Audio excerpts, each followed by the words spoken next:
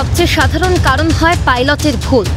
যান্ত্রিক সমস্যা হোক কিংবা প্রতিকূল আবহাওয়া, নিরাপদে বিমান নিয়ে যাওয়া, বিমান ওঠা নামার দায়িত্ব পালন করতে হয় পাইলটকেই।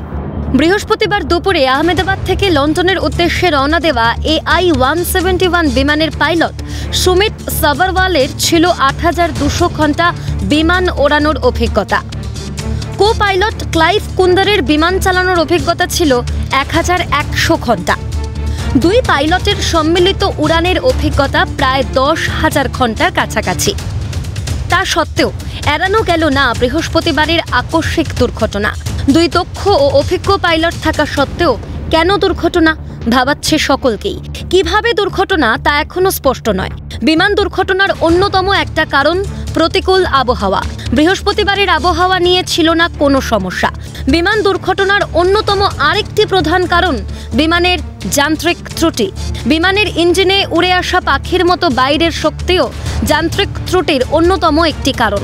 সবেমাত্র রানওয়ে ছেড়ে উঠতে শুরু করেছিল বিমানটি। যান্ত্রিক পরীক্ষা না করেই কি ছাড়পত্র দেওয়া হয়েছিল বিমান যাত্রায়, নাকি বাইরে থেকে কোনো ধাক্কা খেয়েছিল বিমানটি? স্বচ্ছ তদন্ত চাইছেন অভিষেক বন্দ্যোপাধ্যায়, অখিলেশ যাদবরা। এয়ার ট্রাফিক কন্ট্রোলারদের কাজে কি গাফিলতি ছিল কোনো? দুর্ঘটনার ঠিক আগে বিপদ সংকেত পেয়েছিলেন তারাও, কিন্তু মুহূর্তে বিচ্ছিন্ন হয়ে যায় দুর্ঘটনা কবলিত বিমানের সঙ্গে সমস্ত যোগাযোগ। बहुत बड़ा प्लेन क्रैश हुआ था, तो बहुत धुआं और आग लगी थी। जो डॉक्टर्स के फ्लाइट थे उनको बहुत डैमेज हुए हैं, और उसमें से कितने डॉक्टरों को हमने निकाला है, लोकल कार्यकर्ता और सब मिलके। बाद में जो प्लेन में से निकाले हैं वो लोग भी बहुत बड़ी दुखद, कोई अंदाजा नहीं लग रहा है।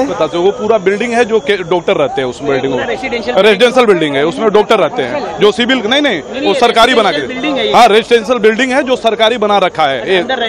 रखते हैं लोग, वो दोनों बिल्डिंग में लोग रहते हैं। वो 100% हुई होगी। বিমান দুর্ঘটনা মানেই ধ্বংসাবশেষ, পুড়ে যাওয়ার প্রবল সম্ভাবনা। কেন বিমান দুর্ঘটনা হয়েছে তা খতিয়ে দেখতে সমস্যা হয় তদন্তকারীদের। লন্ডনগামী বিমানটি মাত্র ৬২৫ ফুট উপরে উঠতে পেরেছিল।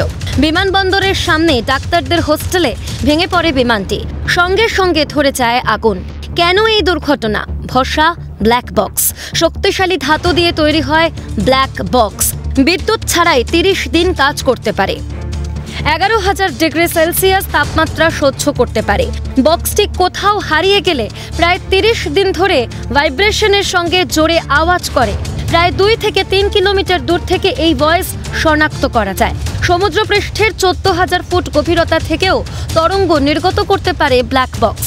AI-171 বিমানের ব্ল্যাক বক্সই বলবে কেন এই দুর্ঘটনা।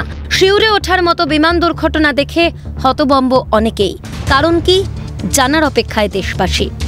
ক্যালকাটা নিউজ।